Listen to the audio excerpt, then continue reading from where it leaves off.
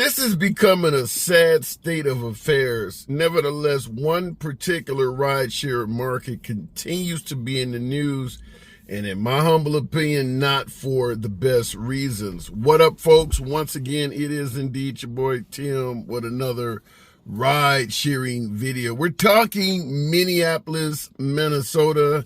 You know, drivers there had won a fairly decent pay increase. Minimum $1.40 a mile, 51 cents per minute wait time, 80% of the fees, which is huge.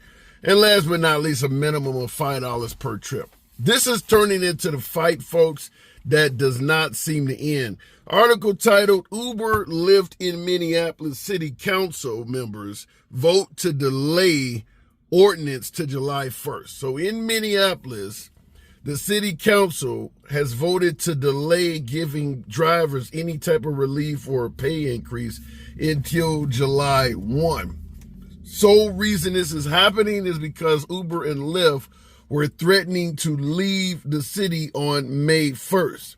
So this is a temporary victory for Uber, if only 2 months worth of victory. But they're promising to leave the city if drivers get a raise, has caused the city council that had voted in favor of drivers to at least rethink their decision by 2 months.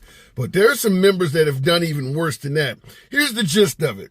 The Minneapolis City Council unanimously voted to delay the ordinance's effective date from May 1st to July 1st to give more time for new rideshare hailing apps to enter the market and work with state legislators for other possible solutions.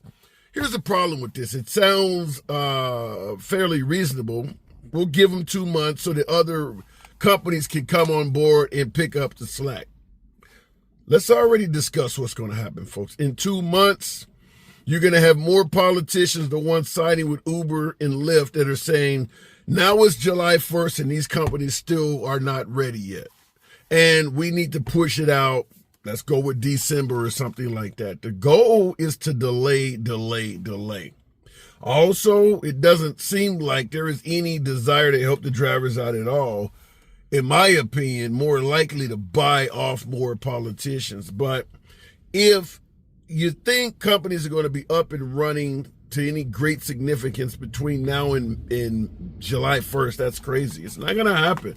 And I can tell you to expect the politicians to say, we thought things would be ready by July 1st. They're still not ready. Let's continue to delay this ordinance, to delay giving drivers a raise to satisfy the likes of Uber and Lyft for a few more months or even a year. You don't know how this shit is going to go. Continuing on, though. And while a state report found Uber and Lyft drivers were underpaid, the authors recommended wages of 89 cents per mile and about 49 cents per minute for drivers.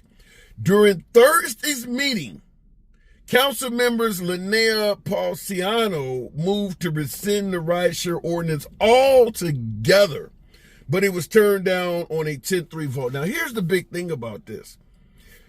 When I say they're not trying to give drivers a raise at all, now in this particular issue, they're suggesting that even by their own numbers, and I'm talking about even the ones that don't want to go against Uber or Lyft, everyone is on board that the drivers in Minneapolis are being underpaid. Even the governor that vetoed a raise for drivers, even Mayor Fry, who vetoed a raise for drivers. They all are on board that drivers are being unpaid. They're coming out and admitting it. Now, they're arguing over how much drivers should be paid, but everyone is unanimously agreeing that drivers in Minneapolis are being underpaid. Nevertheless, with all these delays, all these vetoes that has happened, no one has stated, well, let's just give them this while this is going on. They want $1.40 per mile. Uber has said that 89 cents per mile would bring them up to minimum wage. Well, while they're fighting, bring them up to 89 cents, damn it. They're obviously making well under 89 cents a mile right now, because even Uber and Lyft are suggesting 89 cents would be a significant increase for them. I don't know what drivers in the Minneapolis area make, but if you don't agree with the $1.40 and you think 89 cents would be a raise that would be ample, while this is going on, at least get them up to that. Because while all of this bickering and fighting is going on, everybody admits while we're doing this, they're all being underpaid. No one is denying it. No one at all. What really makes this sick is that when Governor Tim Walz vetoed drivers, they had passed a state law giving drivers an increase, and Tim Walz vetoed it. This was last year. No raise at all is the solution for this stuff. When they're fighting, drivers get 0 cents. So when Tim Walz the governor last year, determined that rideshare drivers were not getting paid enough, instead of just vetoing the damn bill and telling folks to go back to the drawing board, he could have approved a small increase for drivers. Okay, $1.40 is too much. They want to give 89. How about we meet in the middle? There's all sorts of options, which leads to the obvious conclusion. They don't want to give drivers shit. They don't want to give them 1 cent of an increase. And that's what's continuing to go on and on.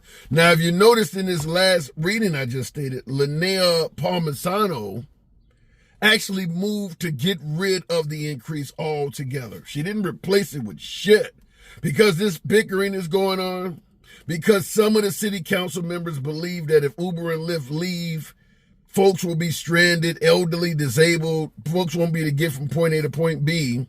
They're against the $1.40 raise.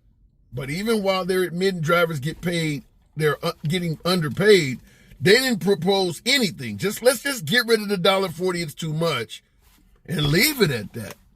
So if you're in that area, understand some folks are completely not on your side. Mayor Tim Fry, Governor Tim Walz as well. None of them have promoted, well, if we can't give them this, let's give them this in the interim. Now what they're doing is telling them, go back to the drawing board and come back next year, which is what Tim Walz said, and we'll figure it out again.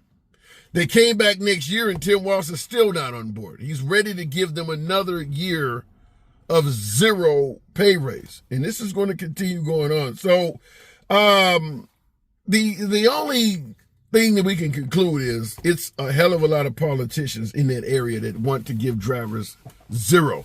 But last but not least, shout out to all the Somalians in that area, because that's what's going on, is that in Minneapolis, they have a level of unity that usually does not exist in rideshare. And that's why they continue to fight this good fight for so long, is because some of the politicians and a large portion of the drivers are all Somalian immigrants. And as long as they have that unity, they're going to continue the fight, continue the good work. Minneapolis really needs to get this done, because this has nationwide implications. If Minneapolis backs down because Uber and Lyft threatening to leave, you can expect Uber and Lyft to continue using that threat anytime any other market fights to get an increase. But if Minneapolis stands its ground, despite Uber and Lyft threatening to leave, and Uber and Lyft have to cave and come back, all drivers in other cities can use that anytime they bring it up in the future. So there are benefits to this for both sides. They need to stay in the fight. Nevertheless, it is your boy Tim. Feel free to subscribe to the channel, smash that like button. Good luck, Minneapolis. Uber on.